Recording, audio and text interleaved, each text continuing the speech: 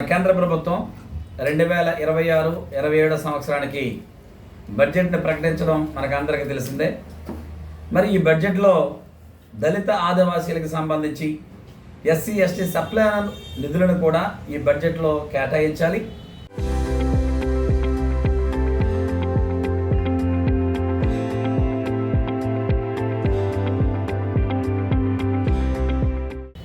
ఆ దిశగా ఈ బడ్జెట్ని అనాలిసిస్ చేస్తూ దళిత ఆదివాసీ బడ్జెట్ అనాలిసిస్ రిపోర్ట్ను మేము తయారు చేయడం జరిగింది. ఈ బడ్జెట్ను మనం గమనించినట్లయితే కేంద్ర ప్రభుత్వం 53,47,315 కోట్లతో టోటల్ బడ్జెట్ అంచనాలు వేసింది. ఇందులో central sector schemes, central sector sponsor schemes అనే పేరు మీద డెవలప్మెంట్కి సంబంధించినటువంటి ఇచ్చిన బడ్జెట్ 16,67,947 కోట్లు. అంటే భారతదేశ వ్యాప్తంగా ఏ రంగానికైనా, ఎస్సీ అయినా, ఎస్టీ అయినా, బీసీ అయినా, ఓబీసీ అయినా, ఎవరికైనా ఈ డెవలప్మెంట్ బడ్జెట్లో నుంచి నిధులను కేటాయించాలి. ఆ కేటాయించిన నిధులే సుమారు 16,67,947. ఇందులో ఎస్సీలకి జనాభా నిష్పత్తి ప్రకారం నిధులు వాళ్ళు కేటాయించాలి. ఇప్పుడున్నటువంటి జనాభా నిష్పత్తి ప్రకారము 2,39,608 కోట్లు ఎస్సీల అభివృద్ధికి కేటాయించాలి.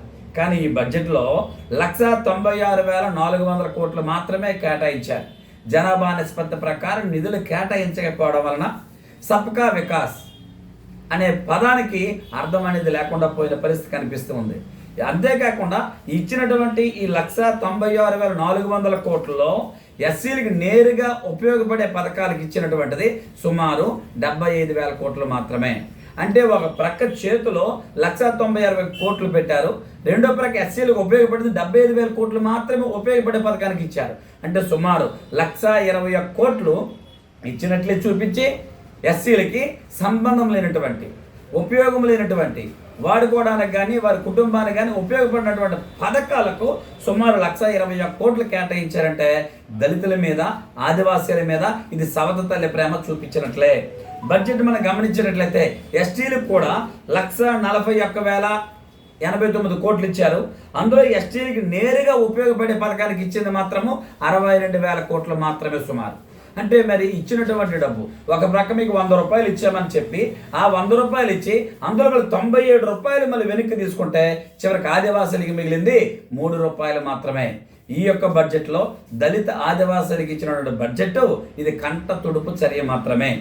మరి 2023 ఎన్సీఆర్బీ డేటా ప్రకారము ఎస్సీ ఎస్టీ అత్యాచారాలు ఎక్కువగా పెరిగాయి. మరి పెరిగిన అత్యాచారాలను నిర్మూలించాలంటే నిధులు కేటాయించాలి. 550 కోట్లు మాత్రమే కేటాయించి ప్రభుత్వం చేతులు దులుపుపోయింది. అన్నిటికంటే గత కరోనా వచ్చినప్పుడు సఫాయి కర్మచారులు వాళ్ళ కోసం నమస్తే అని ఒక పెద్ద ప్రోగ్రాం తీసుకొని వచ్చారు. వాళ్ళు లేకపోతే కరోనా విలేతనం చేసేది. వాళ్ళు ఫ్రంట్ లైన్ వర్కర్స్గా మనం చెప్పాము. ఈరోజు వాళ్ళకి నమస్తే అనే పథకానికి 110 కోట్లు కేటాయించారు. అసలు సఫాయి కర్మచారి డెవలప్మెంట్ ఫైనాన్స్ కార్పొరేషన్కి నిధులు అనేవి కేటాయించకుండా ప్రభుత్వం ఈసారి పూర్తిగా వాళ్ళ పట్ల నిర్లక్ష్యం చేసింది. అంతేకాకుండా ఎస్టీసీలో ఉన్నటువంటి ప్రిమిటివ్ ట్రైబల్ గ్రూప్కి సంబంధించినటువంటి నిధులు కేటాయించాలి. పీవీటీజీ గ్రూప్ చాలా ఎక్కువగా ఉన్నారు భారతదేశంలో.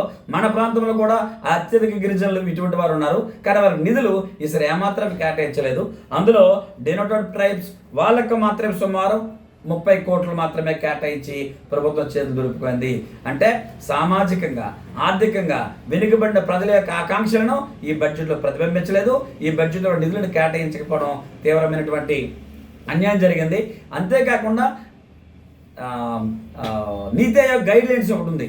నీతి ఆయోగ్ 2015 ఇచ్చినటువంటి గైడ్ లైన్స్ ఏంటంటే మొత్తం అన్ని డిపార్ట్మెంట్స్ కూడా నిధులు కేటాయించాలని. కానీ ఈసారి సుమారు 8 డిపార్ట్మెంట్స్ అసలు నిధులే కేటాయించలేదు. ఆ డిపార్ట్మెంట్లు ఎస్సీ ఎస్టీ కోసం పట్టించుకోలేదు.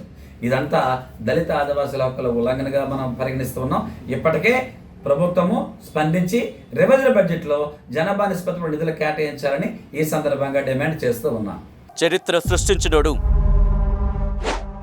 ఇప్పుడు ఆ చరిత్రని తిరగరాయబోతున్నాడు.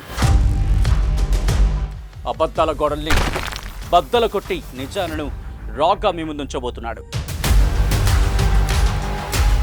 నిజమైన వార్తల కోసం వెంటనే డౌన్లోడ్ చేసుకోండి రా యాప్ని.